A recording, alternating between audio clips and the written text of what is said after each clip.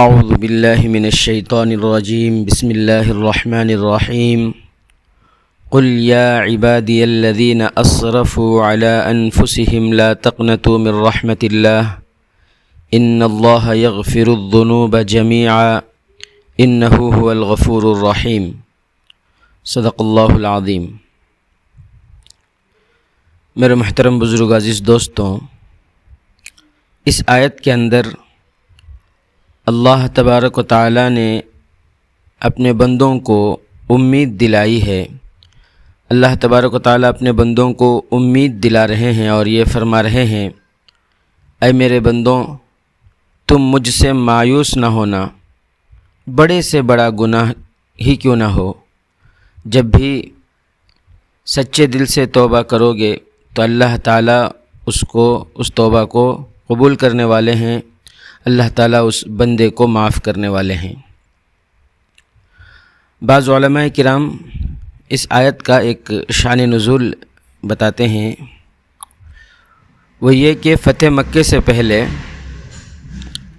مکہ مکرمہ میں کچھ لوگ بڑا اثر و رسوخ رکھتے تھے، جیسے حضرت خالد بن ولید رضی اللہ تعالیٰ عنہ، حضرت عمرو بن عاص رضی اللہ تعالیٰ عنہ اور حضرت عثمان بن طلحہ رضی اللہ تعالیٰ عنہ۔ تو ان کے دلوں میں یہ بات پیدا ہوئی کہ تینوں ایک جگہ جمع ہوئے، بات چیت کرنے لگے کہ دیکھو، ہم اب تک محمد صلی اللہ علیہ وسلم کے خلاف لڑتے رہے، لیکن ایک بات تو سچی اور پکی ہے کہ محمد صلی اللہ علیہ وسلم اللہ کے سچے رسول ہیں۔ وہ الگ بات ہے کہ ہم آج تک ان کا انکار کرتے رہے ہیں، ہم نے ان کو اللہ کا نبی اور رسول نہیں مانا۔ اب اللہ نے ہم کو سمجھ دی ہے اور مرنے سے پہلے یہ موقع اللہ نے ہمیں عطا فرمایا ہے، کیوں نہ ہم لوگ مدینہ جائیں؟ چلو ہم لوگ مدینہ جاتے ہیں اور پچھلے گناہوں سے توبہ کر کے ایمان میں داخل ہو جاتے ہیں۔ تو تینوں اس بات پر متفق ہوئے اور تینوں ایک ساتھ حضرت خالد بن ولید رضی اللہ تعالیٰ عنہ، حضرت عمرو بن عاص رضی اللہ تعالیٰ عنہ اور حضرت عثمان بن طلحہ رضی اللہ تعالیٰ عنہ، تینوں کے تینوں مدینہ منورہ پہنچے۔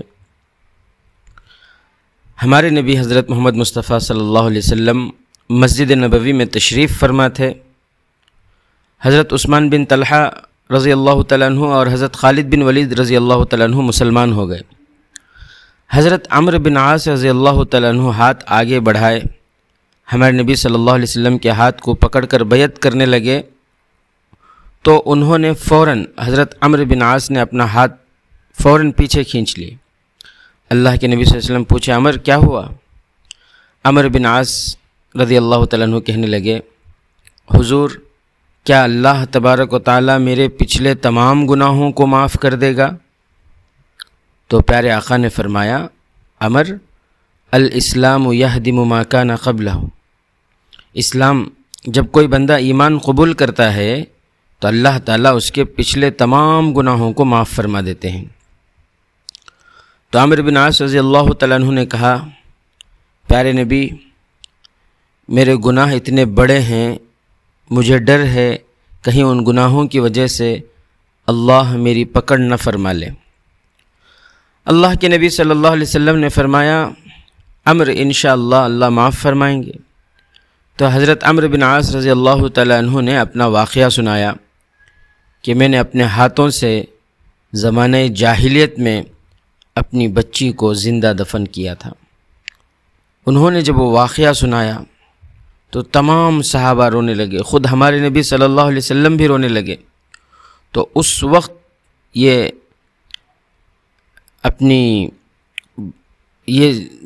بچی کو جو زندہ دفن کر دیے تھے، اس وقت وہ بھی روئے، صحابہ روئے، اللہ کے نبی صلی اللہ علیہ وسلم بھی روئے۔ تو اس وقت یہ آیت نازل ہوئی کہ تم نے جو کیا تھا وہ کفر کی حالت میں کیا تھا، تم اللہ سے نا امید مت ہو، معافی مانگو، اللہ معاف کرنے والے ہیں۔ تو دوستوں، اللہ کی ذات سے نا امید نہیں ہونا چاہیے، سچے دل سے پچھلے گناہوں پر انسان توبہ کرتا ہے تو اللہ تعالیٰ اس کے دل میں ایمان کا نور پیدا فرماتے ہیں۔ بزرگوں کے واقعات ہیں، جو پہلے گناہوں میں تھے، پھر انہوں نے توبہ کی، پکی سچی توبہ، تو اللہ تعالیٰ ان کی توبہ کو قبول کیے، اور پھر اللہ نے ان کو نیک کاموں کی توفیق دی، وہ نیک کام کرنے لگے تو اللہ تعالیٰ نے ان کو ولی بنایا، ولایت کے مقام کو پہنچایا، اور پھر ولایت کی موت عطا فرمائی۔ جیسے حضرت مالک بن دینار رحمۃ اللہ علیہ ہیں، بہت پہلے وہ ہندوستان میں اسلام کی دعوت لے کر آئے تھے۔ یہ 2023 چل رہا ہے۔ مالک بن دینار رحمۃ اللہ علیہ تقریباً 627 یا 727 عیسوی میں کیرلا میں تشریف لائے۔ ہندوستان کی سب سے پہلی مسجد بھی کیرلا میں ہی بنی، اور اس مسجد کے فاؤنڈر صحابہ کرام رضوان اللہ تعالی مجمعین ہیں۔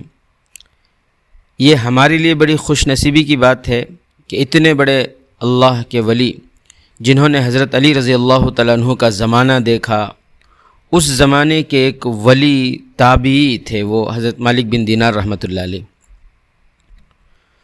تو دوستوں، حضرت مالک بن دینار رحمۃ اللہ علیہ پہلے اللہ والے نہیں تھے، پہلے تو وہ بہت بڑے امیر تھے، کروڑ پتی تھے، مالدار آدمی تھے، شراب، کباب، ناچ گانے میں مصروف رہتے تھے۔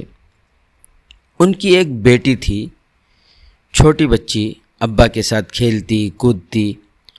مالک بن دینار رحمۃ اللہ علیہ کو اپنی اس بچی سے بہت محبت تھی، لیکن 4-5 سال کی عمر میں ہی اس بچی کا انتقال ہو گیا، وہ بچی انتقال کر گئی۔ مالک بن دینار رحمۃ اللہ علیہ کو بہت تکلیف ہوئی۔ بچی کی یاد میں، بچی کی غم میں حضرت مالک بن دینار رحمۃ اللہ علیہ اور زیادہ شراب پینے لگے۔ لوگ کہتے ہیں ایک دن شب برات تھی، لوگ عبادتوں میں مشغول تھے، اس وقت بھی وہ شراب پی کے بے ہوش پڑے ہوئے تھے، اس وقت بھی وہ شراب پی کے پڑے ہوئے تھے۔ تو مالک بن دینار رحمۃ اللہ علیہ فرماتے ہیں کہ میں نے خواب دیکھا کہ میدان حشر قائم ہو چکا ہے، نفسی نفسی کا عالم ہے، ہر شخص کو اپنی فکر ہے کہ کیسے میں بچ جاؤں۔ مالک بن دینار رحمۃ اللہ علیہ کہتے ہیں کہ میں نے دیکھا کہ میرے پاس کچھ بھی نیک اعمال نہیں ہیں، اور مجھے کچھ آواز آئی، میں پیچھے مڑ کر دیکھا تو ایک بڑا اژدہا سانپ ہے، وہ سانپ میری طرف آنے لگا تو میں دوڑنے لگا، اور دوڑتے دوڑتے ایک جگہ میں پہنچا تو کہتے ہیں کہ وہاں دیکھا ایک بوڑھے آدمی ہیں، ان کے ہاتھ میں عصا ہے۔ تو مالک بن دینار رحمۃ اللہ علیہ نے کہا، اے بڑے میاں، یہ اژدہا سانپ میرے پیچھے آ رہا ہے، اس سانپ کو ذرا روکو۔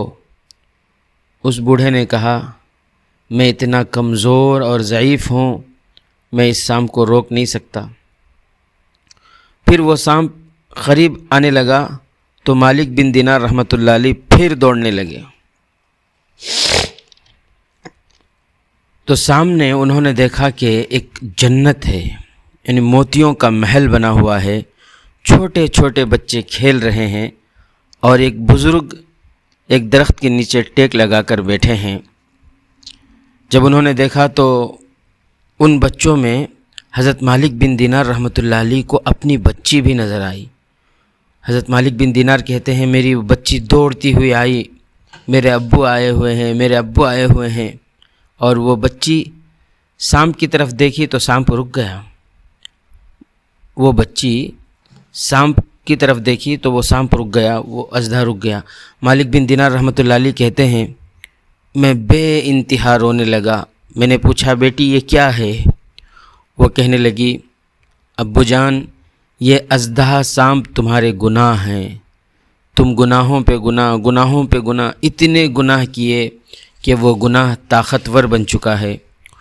وہ جو راستے میں آپ کو بوڑھا آدمی ملا، وہ آپ کی نیکیاں تھیں، آپ کی نیکیاں اتنے کم ہیں کہ وہ بہت کمزور ہے، گناہ کے مقابلے میں آپ کی نیکیوں کی کوئی حیثیت نہیں ہے۔ ابو جان، یہ بیت المعمور ہے، اور وہ جو بزرگ ٹیک لگا کر بیٹھے ہوئے ہیں وہ حضرت ابراہیم علیہ السلام ہیں، اور یہاں مسلمانوں کے وہ تمام چھوٹے چھوٹے بچے ہیں جو بالغ ہونے سے پہلے انتقال کر گئے تھے، میں بھی یہیں پر ہوں۔ اس کے بعد اس بچی نے ابو کو چند نصیحتیں کی۔ بچی کہنے لگی، ابو جان گناہوں سے توبہ کر لو، نیکی کے راستے پر چلو۔ حضرت مالک بن دینار رحمۃ اللہ علیہ نیند سے بیدار ہوئے تو فوراً توبہ کی، استغفار کی، اور تمام مال و دولت اللہ کے راستے میں صدقہ کر کے دین کی محنت میں نکل گئے، اور پھر دین کی محنت کرتے کرتے یہاں ہندوستان میں آ کر انہوں نے قرآن و حدیث کے پیغام کو عام کیا، اور پھر یہیں پر ان کی خبر بھی بنی۔ تو اتنے بڑے ولی، اتنے بڑے محدث اور اتنے بڑے عالم دین بنے کہ آج ان کی سوانح کے بغیر تاریخ ادھوری ہے۔ تو اللہ تعالیٰ نے ان کو اتنا بڑا مقام اور مرتبہ دیا۔ یہ مقام کب ملا؟ جب انہوں نے پکی سچی توبہ کر لی۔ پکی سچی توبہ کرنے والے بندے اللہ تعالیٰ کو سب سے زیادہ پسند ہیں۔ دعا فرمائیں اللہ تعالیٰ ہمیں بھی پکی سچی توبہ کرنے کی توفیق عطا فرمائے۔ اللہ تعالیٰ ہمیں نیکی کے راستے پر چلنے کی توفیق عطا فرمائے۔ السلام علیکم ورحمۃ اللہ وبرکاتہ۔